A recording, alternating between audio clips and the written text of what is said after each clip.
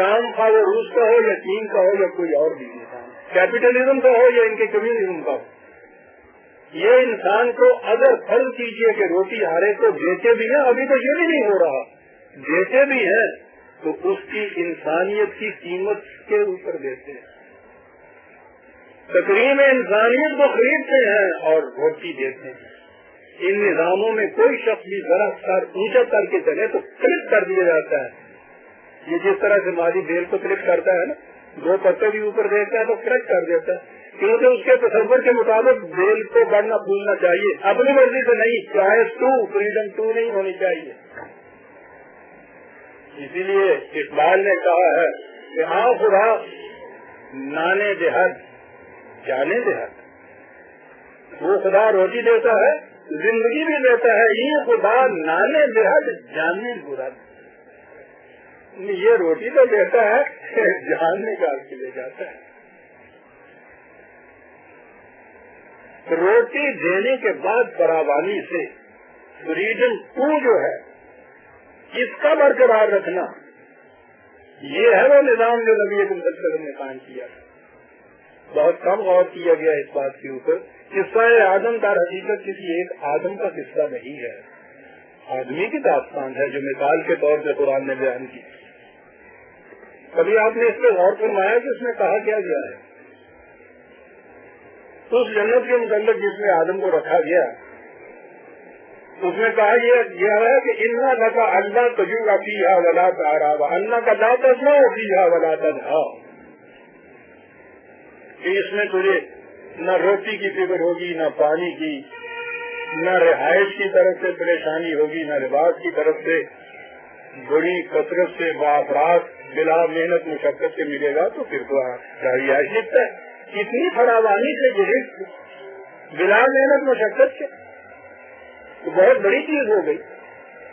Freedom from کا اس سے زیادہ اور کوئی نمونہ مل نہیں سکتا کہیں۔ آپ کو پتا ہے قرآن نے آگے آدم کے قصے میں کیا کہا ہے؟ یہ ہے نقطہ غور پر، یہ سب کچھ بلا محنت و مشقت، بلا مزد و معاوضہ دینے کے بعد کہا یہ کہ آدم سے ہم نے کہا کہ یہ نہ کرنا، اور آدم نے کہا کہ میں یہ کروں گا اور کیا اور معافیت کی، کہا یہ آزادی ہم نے دی اس کے ساتھ۔ یہ ہے فریڈم فرام کے ساتھ فریڈم ٹو۔ ہم آج تک کسی بات میں الجھے رہے کہ صاحب آدم اگر نبی تھا تو اس نے معافیت کیسے کی، اسیان کیسے کہا، کسی کی نگاہ ہی نہیں گئی کہ قرآن کیا کیا گیا ہے۔ یہ کیوں کہو کہ اس میں اتنی فراوانی سے ضروریات زندگی غلام اس کو معاوضہ سے حاصل تھی، ہم نے دیا۔ دنیا میں کوئی بھی اگر اس طرح سے دے گا، نانے دہد جانے برا، پھر اس کو آزادی فکر، آزادی عمل، آزادی فیصلہ نہیں دے گا۔ قرآن نے اسی لیے اس کے ساتھ اس بات کو کہا کہ یہ سب کچھ ہم نے دیا، آدم کی جو آزادی اور فیصلے کی جو آزادی تھی اسے طلب نہیں کیا، ہمارے حکم کی نافرمانی کی ہم نے کرنے دی، اس لیے کہ آزادی کا طلب کر لینا روٹی دینے والا جو ہے اس کے لیے ننگے آتی ہے۔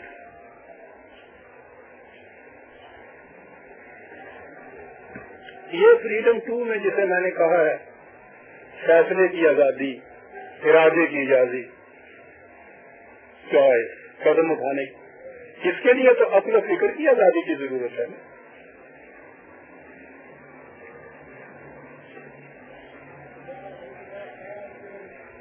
اگلے دنوں میں نے یہ کیا ریزن کی ڈیفینیشن ان لوگوں کے ہاں، ٹو تھنک آبجیکٹولی، کہ ہر قسم کے تاثرات سے جڑا الگ ہو کر سوچنا کسی چیز کے متعلق۔ ہمارے ہاں ایمان کا ترجمہ فیض کیا جاتا ہے۔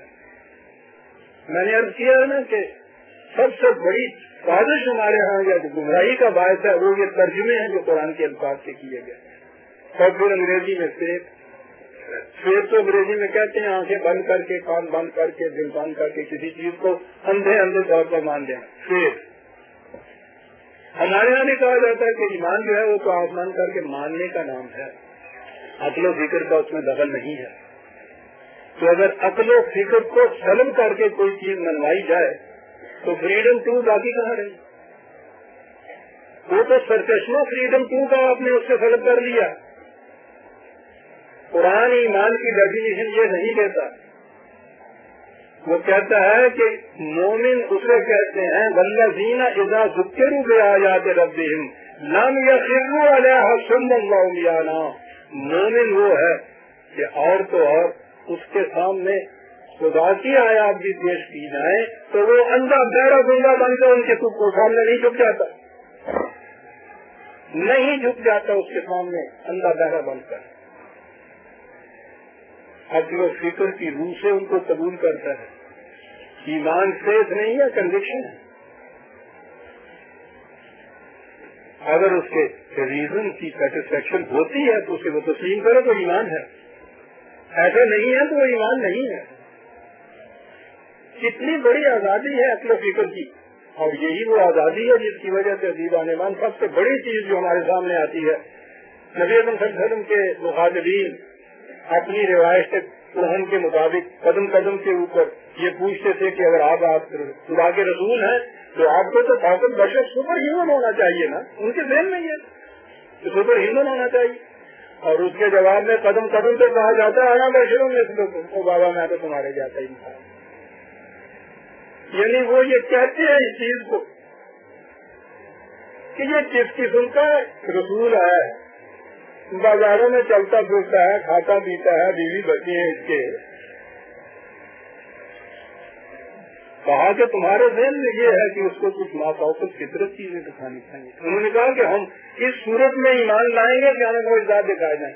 سارے قرآن میں آپ دیکھیے وہ معجزہ طلب کرتے ہیں، انہیں رسول یہ کہتا ہو بابا میں تمہاری عقل و فکر کو اپیل کرتا ہوں، تم وہ بات مانتے جس میں عقل و فکر معروف ہو جاتی ہے. کیا مقابلے ہیں تمہارے؟ معجزہ دکھا کے معجزے کو تمہارے عاجز کر دینا، انسانی عقل کو عاجز کر دینا. یہ جو آپ کے یہاں کرامات دکھاتے ہیں عاجز کر دیتے ہیں نا آپ کی عقل و فکر. تو یہ مانگتے تھے وہ، اور قدم قدم پہ انکار ہو رہا ہے. میں تمہاری عقل و فکر کو اپیل کر رہا ہوں اور تم یہ مجھ سے مانگ.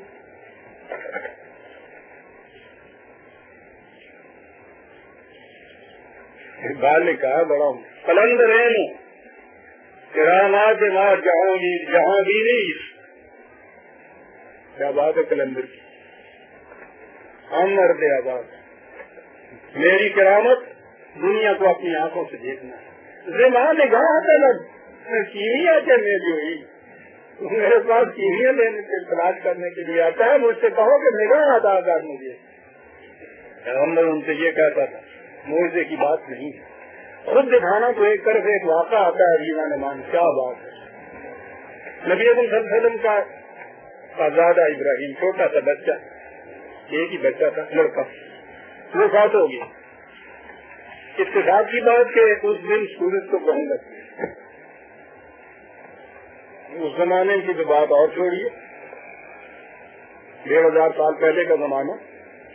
آج اس دور میں بھی اگر کوئی چیز ایسی ہو جائے تو آپ دیکھیے لوگ کس طرح لپک کر جاتے ہیں کہ ہاں صاحب حضرت صاحب کا بہت زیادہ بہت ہوا ہے. حجران فلکی نے بھی اس کے سامنے سیاہ کپڑے پہن لیے ہیں، لپک کے آئیں گے. اور پھر اگلی بات یہ ہے کہ حضرت صاحب بھی اس کو ایکسپلائر کریں گے کہ خود ہی تو آیا، میں نے تھوڑا ان کو بلایا. ٹھیک ہے، وہ آگے جوک پر جوک کہ ہم آپ کے دعوے کی صداقت پر ایمان لاتے ہیں. آپ نے کہا کہ بڑی خوشی کی بات ہے، لیکن میں پوچھنا چاہتا ہوں کہ ہوا کیا یہ؟ کل تک تو تم کس قدر تقریب کرتے تھے، مخالفت کرتے تھے، خوشبوئی تھی. آج یہ ہوا کیا؟ انہوں نے کہا کہ اور کیا اس سے بڑا ثبوت آپ کی صداقت کا اور کیا ہوگا کہ آپ کے غم میں سورج جیسا قرہ بھی شریک ہے، اس نے ماتمی لباس پہن لی. آپ نے کہا کہ عزیزان ایمان اگر تم اس بنا پہ ایمان لائے ہو تو اس ایمان سے تمہارا وہ کفر اچھا تھا. آسمان کے قرے خدا کے سبھی قوانین کے تابع سرگرم عمل رہتے ہیں. ان کو گہن لگنا یا نہ لگنا، کسی کی موت اور کسی کی بچے